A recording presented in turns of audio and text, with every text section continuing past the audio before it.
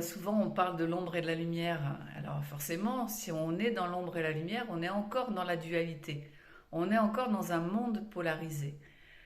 Donc dans la dualité, c'est-à-dire que notre cerveau sépare en deux les choses. Quand on est dans le cœur, dans le corps, dans l'unité à l'intérieur de soi, on peut observer les dualités. Mais du coup, on n'est plus impacté. C'est-à-dire qu'on vient avoir un regard d'unité dans ces polarités. Ce qui nous permet après de dépasser cet aspect négatif de l'ombre et de la lumière, ou positif, et de se rendre compte qu'en fait, qu'est-ce que c'est l'ombre? C'est juste des parties de moi que j'ai mis dans l'ombre à un moment donné parce que ça a dérangé, souvent c'est notre famille, hein.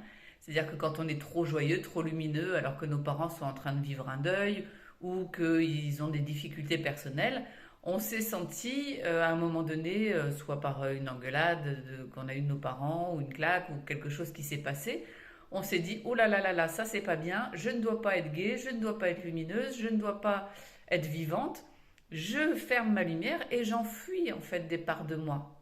Et du coup, à chaque fois que ça se représente dans ma vie, je me dis, hop, hop, hop, hop, hop, attention là, quand l'autre il est en train de me dire ça, c'est de l'ombre, c'est du... Mais en fait, il est en train de mettre en lumière des espaces en vous que vous avez complètement oubliés, que vous avez mis dans l'ombre et qu'il est temps de récupérer, qu'il est temps de remettre en lumière. C'est-à-dire de voir clair en vous qu'il y a toute cette lumière, mais comme à un moment donné on vous a dit que c'était pas bien, vous avez senti que vous n'étiez pas aimé par vos parents quand ça s'est passé, bah du coup vous avez un système de défense interne qui vous dit hop hop hop, surtout pas, il faut pas y aller, il faut pas ouvrir cette porte-là, c'est l'ombre, c'est mal. Mais non, à quel moment vous jugez que c'est mal? Déjà pour juger que c'est mal, il faudrait savoir et définir le bien. Alors que le bien, qui c'est qui le définit? Est-ce que c'est la morale? Est-ce que c'est la religion? Moi, je pense vraiment que si Dieu ou l'esprit ou la source ou l'univers a créé tout ça, c'est bien que tout ça s'exprime de la source, à partir de la source. Donc chacun est libre d'expérimenter ce qu'il veut et ce qu'il a envie. Après, on n'est pas obligé, nous, dans notre monde, d'accepter n'importe quoi non plus. Mais le bien et le mal, c'est toujours très subjectif. C'est-à-dire que c'est une définition qu'on a par rapport à notre pays, par rapport à nos parents. C'est-à-dire que nous, en France, on va avoir une définition du bien et du mal. Ben, dans un autre pays, j'allais dire comme des pays en guerre, ça sera complètement autre chose. Donc voilà, c'est revenir à soi.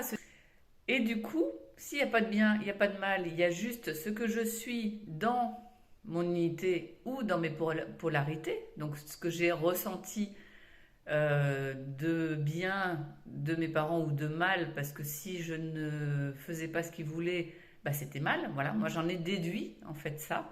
Bah, du coup, j'ai enfermé ma lumière, j'ai enfermé ma joie, j'ai enfermé ma personnalité, j'allais dire, au-delà du mental, c'est-à-dire ce que je suis dans cette essence de moi, et j'ai oublié. C'est-à-dire, je ne sais même plus qui je suis. J'ai tellement changé mon système personnel, je ne sais même plus ce qui est bon pour moi et ce qui ne l'est pas.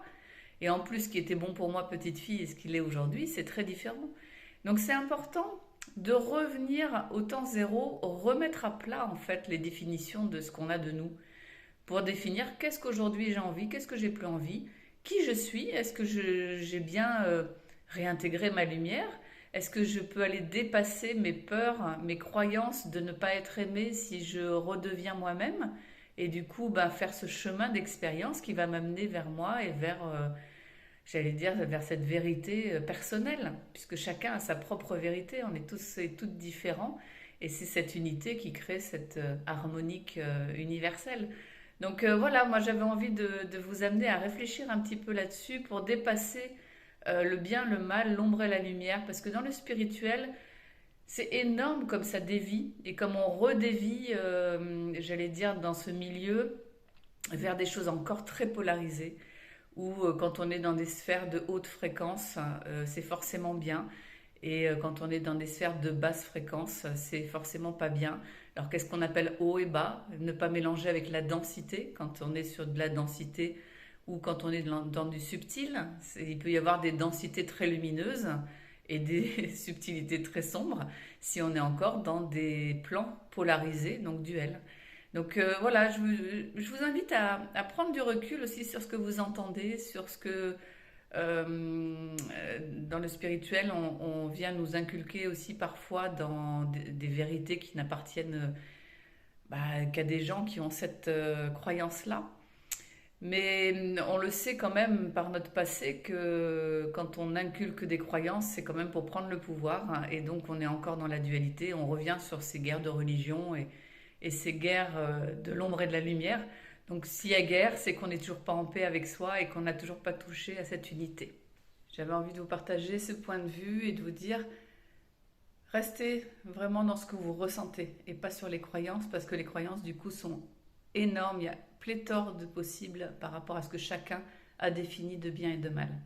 Donc venez ressentir en vous ce qui vous convient et restez connectés